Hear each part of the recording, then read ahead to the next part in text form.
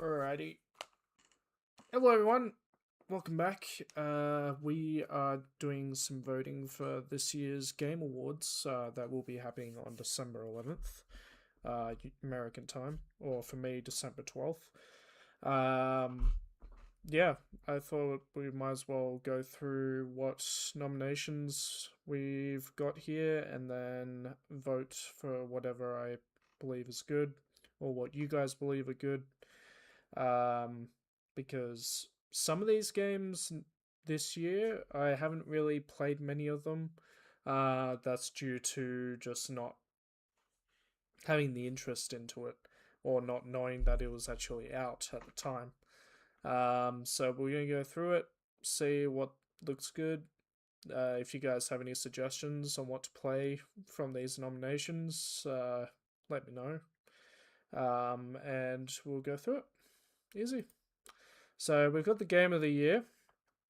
Recognizing a game that delivers the absolute best experience across all fields of the development of the game, the gameplay, whatnot. This year we've got Expedition 33, Death Stranding 2, Donkey Kong Bonanza, Hades 2, Hollow Knight, Silk Song, and Kingdom Come Deliverance 2. I haven't played... Oh, no. I have played Silk Song a bit, and I thought that was an amazing game. I heard a lot about Expedition 33 being amazing, but I haven't looked into it as much. So yeah, those are the only two games I've heard of. Hades 2 also. I heard the music in that game is really good.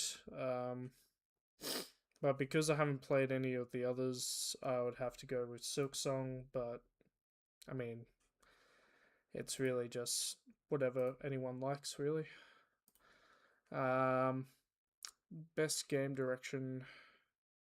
Basically the exact same stuff, except we got Yotai and Split Fiction. I played Split Fiction. I enjoyed it. It was an amazing game. Very artsy. Liked it. Ghost of Yotai I've heard is good. They only just came out like a month ago or something. Don't remember. But yeah, I'd have to go with, for what I've seen in videos, best art game direction. Sorry, I would have to give it to probably Split Fiction, only because the game had a really good storytelling. There was a lot of storytelling in that game. It was amazing. The design was great. But yeah. Best narrative. Ugh. Heard a lot about Silent Hill F. I watched a lot of videos on it. Didn't play it. But it had a really good narrative. Definitely connected a lot to the Silent Hill in a different way. But I'd have to give it to Expedition 33, because that was an amazing narrative. Best art direction, have to give it to Hades. I mean, that was a great game. Best score and music.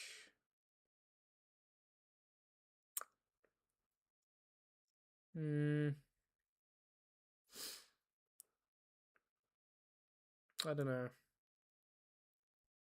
I have no idea. They're all very good music scores, I'm not gonna lie. Probably have to give it to...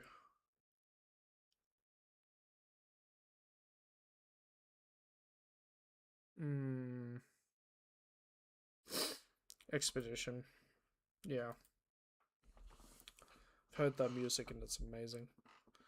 Best audio design.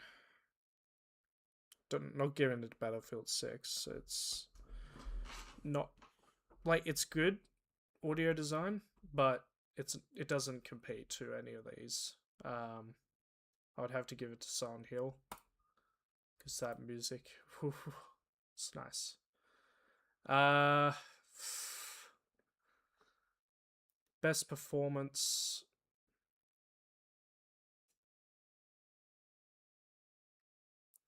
I haven't played any of these games besides Indiana Jones and the Great Circle. I didn't play Expedition 33. I watched a bit of Ghost of Yotai, and I've listened to music from these. And I've seen gameplay of Silent Hill F. So,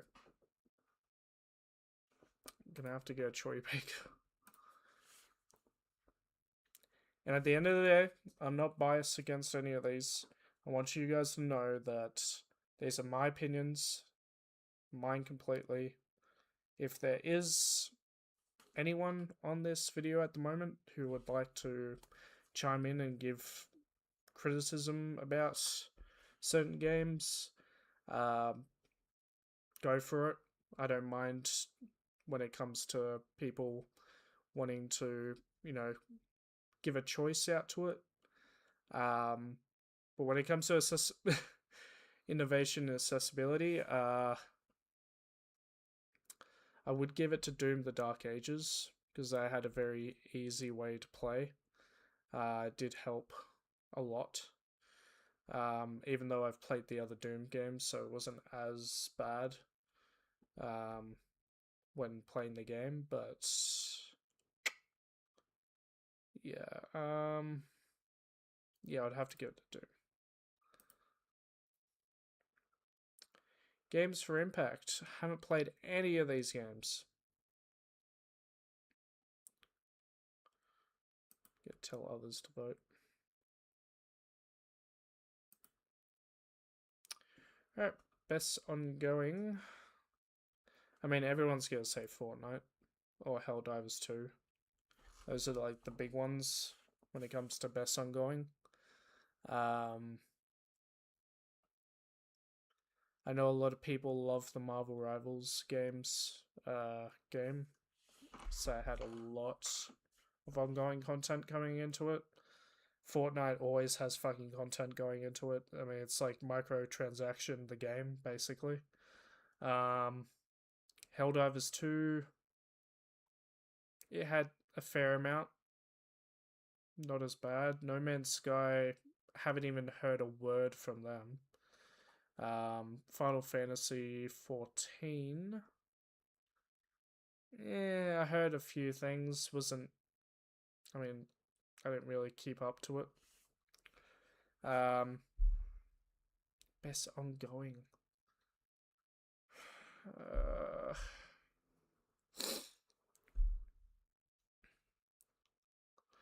I mean, at the end of the day, I feel like the game of the best of ongoing games for this year is probably going to be Fortnite because it's like the only game that pushes out their content like 24/7. But I don't want to do that because I feel like Fortnite's just one of those games that are just gonna be towering over everyone at one point. But if I had to choose anyone besides Fortnite, I'd probably give it to Helldivers. They were pretty consistent when they started out. Best community support. I feel like when it comes to community support,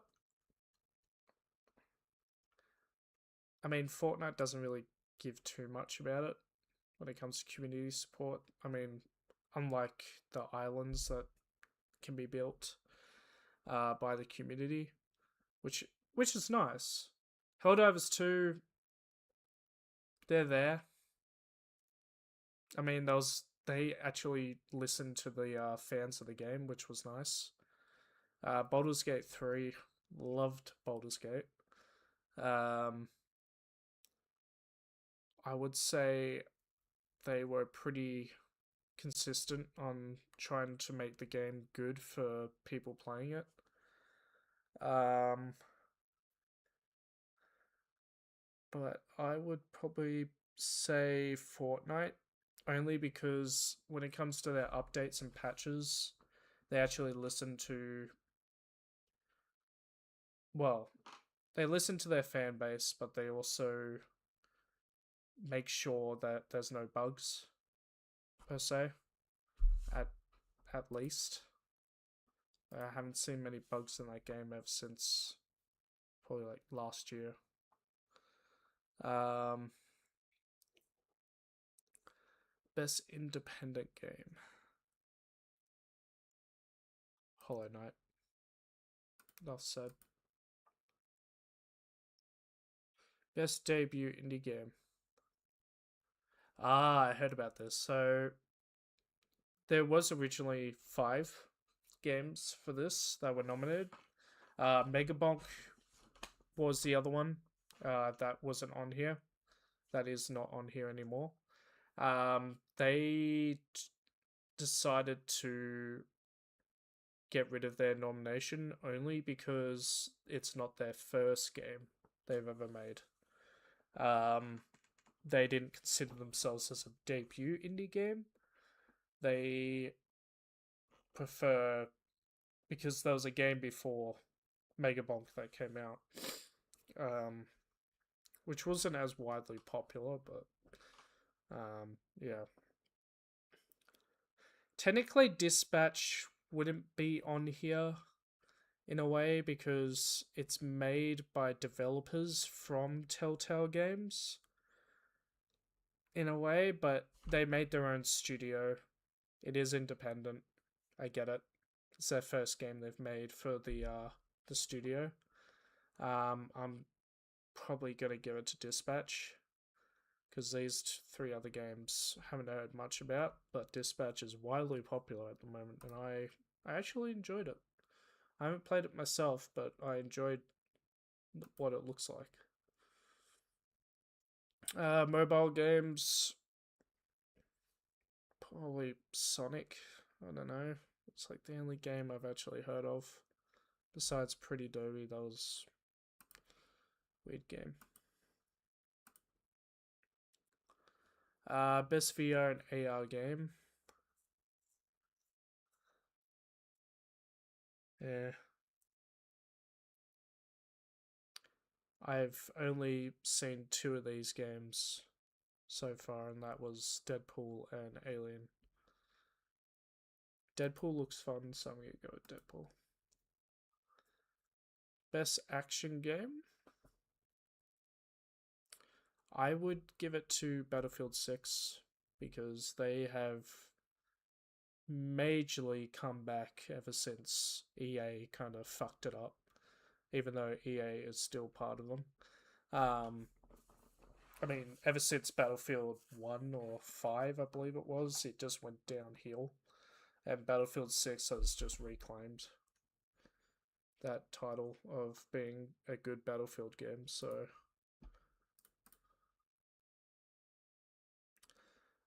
Best action adventure. I would give it to Indiana Jones. I enjoyed that game. Best RPG.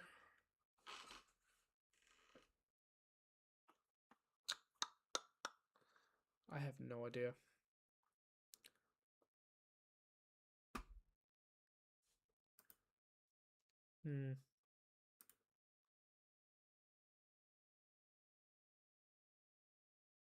Let's do. Alright, got that one. Cool. Best fighting game. Look, I don't want to be, taking sides or anything, but Mortal Kombat is the only game that, in the fighting area, that I enjoy. Besides everything that was kind of made by Mortal Kombat or NetherRealm or whatever. Everything else I just haven't had any interest in besides Street Fighter. Street Fighter was probably like the only other game that I played, and And then there was the NetherRealm games like Injustice. Um, Anything else I just haven't looked into, so I'm just gonna give it to Mortal Kombat on that one. Best family game? Yeah, this is where it's tough. Because I enjoyed watching people play Lego Party. I experienced playing Mario Kart World, and it felt slow. Not gonna lie, the carts were slower than in 8. It was much more. I don't know. It just felt slower in a way. Donkey Kong Bonanza I haven't played before. I heard it's a great game. Lego Voyages, haven't heard much about that. I've seen like clips of it, of it being kind of like Split Fiction or It Takes Two, but in Lego form. Sonic Racing Cross Worlds I've heard a lot about, and it looks awesome. And Split Fiction, well, I already talked about Split Fiction. It was an amazing game. Probably gonna give it to Split Fiction, just because I haven't seen much about the others, or experienced much about the others. Simulation. I mean, Civilization. Come on. Sports and racing. You give it to Sonic. And best multiplayer. Ooh, interesting. Arc Raiders is one of the big ones that are out at the moment, and I do want to do a video on it once I've actually bought the game. Because that game looks hectic as hell. Battlefield 6. It's there. Yeah. Elden Ring. Haven't really seen much about it. Peak is... I mean, you've seen my videos on Peak with Haley and Ollie and Gideon. I mean, that game is amazing. And then there's Split Fiction. I'm gonna give it to Peak because it's one of those games where you would never get tired of it. Besides the fact that you can get tired of it at times. But Peak Peak is amazing. As a game of this year, I would give it one of the Game of the Year nominations, to be honest. It deserves more. Best adaptation.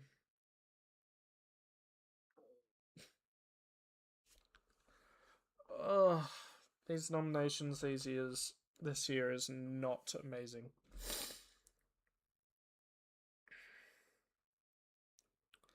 Minecraft movie was good. It wasn't great. It was one of those movies where it was all over the place, but it was good in some sense. Devil May Cry.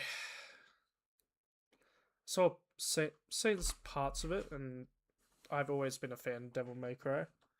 It was an amazing franchise. I haven't seen the show though. Splinter Cell. Haven't seen anything about it, but I like that Splinter Cell has made a new comeback. Season 2 of The Last of Us, I'm not going to even go there. And Until Dawn, I haven't seen the movie, and I don't know if I'm going to watch it. I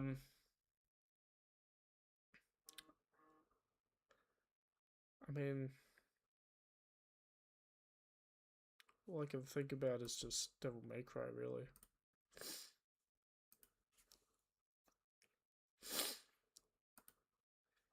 Enough said. Content Creator of the Year. I would either give it to Burnt Peanut or Most Critical. Charlie is... I've been watching a lot of his videos this year, and I've enjoyed them. Burnt Peanut, I've watched clips of his, and he's an amazing guy. I'm not gonna lie. He is an amazing guy. The other three, haven't really seen much about them besides Kai Cenat with his shenanigans. Um, you know, most critical has been nominated in the past. We're only doing this year, so I'm just gonna give it to Burnt Peanut because why not? Best esports game. I haven't really watched much of the esports this year. I know the League of Legends and the Valorant one was pretty well done this year. Mobile Legends I heard was alright, and Counter Strike 2 I've seen parts of it,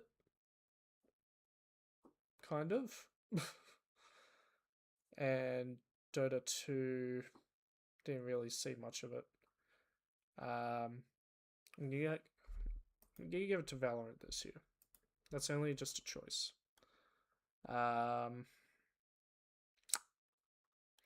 Esports athlete, huh?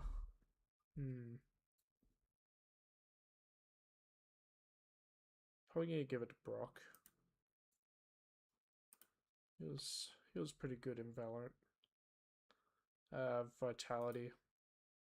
Yeah, they did well this year. Next category.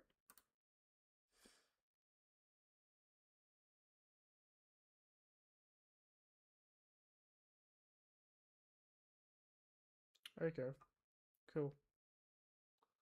Alright, so we'll on the 4th. No. On the 1st, they'll do another round. We'll do another round on the 1st of December if I have time for it. And then once we've done that, then we'll keep on going until the 8th, and then we'll just wait for the stream, which I will be streaming. But other than that, there's not really much else I wanted to do today besides that. I hope you guys enjoyed my voting.